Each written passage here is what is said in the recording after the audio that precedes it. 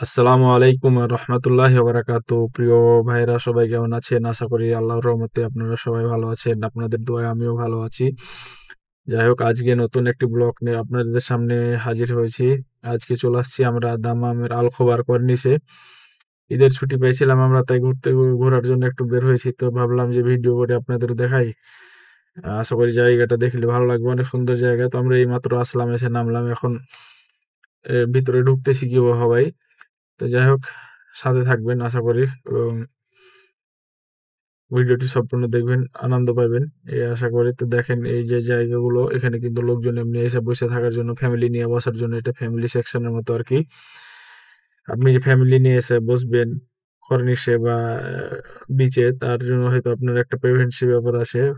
তো এই কারণে এগুলোতে হয়তো অনেকে গ্রুপ ভাবে নিজের ফ্যামিলি বা পরিবার নিয়ে, স্ত্রী নিয়ে, বাচ্চা নিয়ে বসে থাকে ওই জন্য। আর সামনের দিকে দেখেন আরো অনেক সুন্দর সুন্দর জায়গা আছে। তো চলেন আপনাদের দেখাই, যাইতেছি আস্তে আস্তে, ধীরে ধীরে চলেন। তো আমরা আসছিলাম 4 জন। তো আমরা প্রথমে গেলাম বাহরান ব্রিজ। বাহরান ব্রিজ যাওয়ার পরে আমাদের একটু ভুলের কারণে আমরা একটা ক্যামেরার ইশারায় ক্যামেরা খাইয়ে নিলাম। ওই কারণে মনটা একটু খারাপ ছিল। তাই বাহরান ব্রিজের গোল চত্বরে যে আর নামি নাই। মাঝখানে যে দাঁড়ানোর বা ছবি তোলার জায়গা আছে, ভিডিও করার জায়গা আছে, সেই জায়গাতে আর নামি নাই। যেহেতু সিগন্যাল কাট করার ক্যামেরা, জানি না কত টাকা আসবে মোকালাফা, হয়তোবা ৩,০০০ বা ৬,০০০, আবার ১১৩ রিয়ালও আসতে পারে।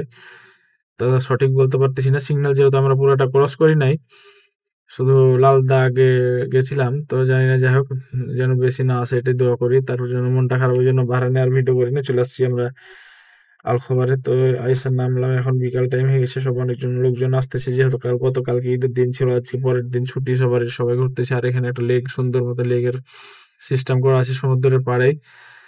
জায়গাটা অনেক সুন্দর, আসলে দেখার মতন মনোরম পরিবেশ।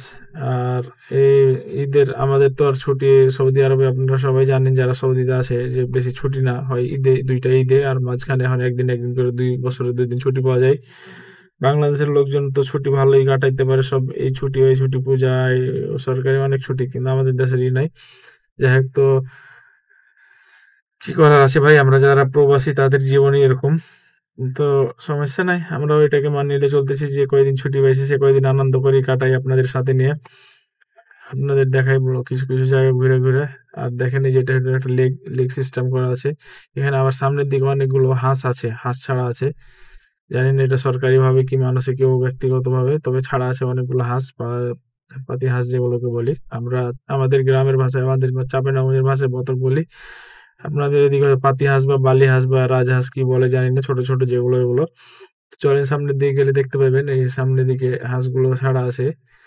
আর এই লেকের পাড়ে, আর ওই সাইডে, এই লেকটার ওই সাইডে আছে আপনার বিচ। এই যে দেখেন হাঁস ছাড়া আছে, হাঁসগুলো দেখতেছেন। তো আপনাদের আঞ্চলিক ভাষায় এগুলো কি বলে জানাবেন। আমাদের চাঁপাইনবাবগঞ্জের ভাষায় এগুলোকে বতক বলি আমরা। যাই হোক, একেক দেশের ভাষায় একেক রকম। এক দেশের বলি, এক দেশের গালি। আর ভিডিওটি যদি ভালো লাগে অবশ্যই লাইক, কমেন্ট, শেয়ার করে জানাবেন। আর সাথে থাকবেন। আপনাদের সাপোর্ট পাইলে হয়তো এগিয়ে যেতে পারবো। অনেকজন একটু ভালোবাসা দিবেন, ভালোবাসা আমিও আপনাদের দিব। আ অনেক সবাই ঘোরাঘুরি করতেছে। সৌদি আছে, বাংলাদেশী আছে, আজনবী আছে, ফিলিপিনি, ইন্দোনেশিয়া, ইন্ডিয়ান সবাই আছে, পাকিস্তানি। সবাই যার মতো আরকি মজা করতেছে। তো ভালো থাকেন। আশা করি আপনাদের ভালো লাগবে ভিডিওটি। আল্লাহ হাফেজ। আসসালামু আলাইকুম।